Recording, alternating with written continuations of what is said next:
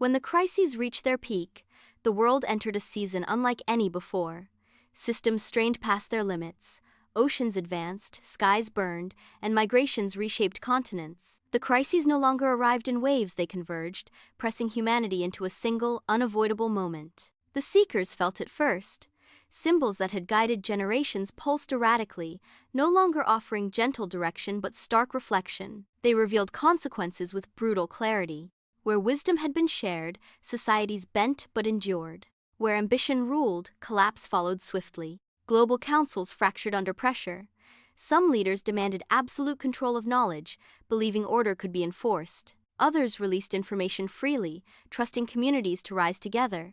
Neither path guaranteed survival. Every choice carried cost. Food scarcity forced impossible decisions. Should cities be preserved at the expense of rural lands?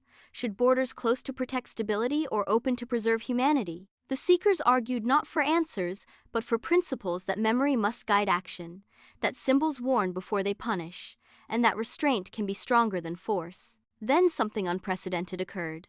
Across cultures, languages, and faiths, the same ancient stories resurfaced independently. Children told versions of Noah not as flood, but as preparation. Elders spoke of Enoch not as ascension, but as responsibility. Melchizedek appeared not as king, but as reminder. Leadership without ownership. In the midst of chaos, cooperation sparked. Networks formed beyond nations, sharing water, seeds, knowledge, and care. It was not universal. Conflict still burned. But for the first time, humanity acted as a species, not just as competing civilizations. The Watchers did not return. They never would. Their final lesson was now unmistakable. There would be no rescue, no correction, no divine override. The future belonged entirely to human choice. At the peak of the storm, civilization discovered its greatest truth: wisdom does not prevent crisis, it determines what survives it.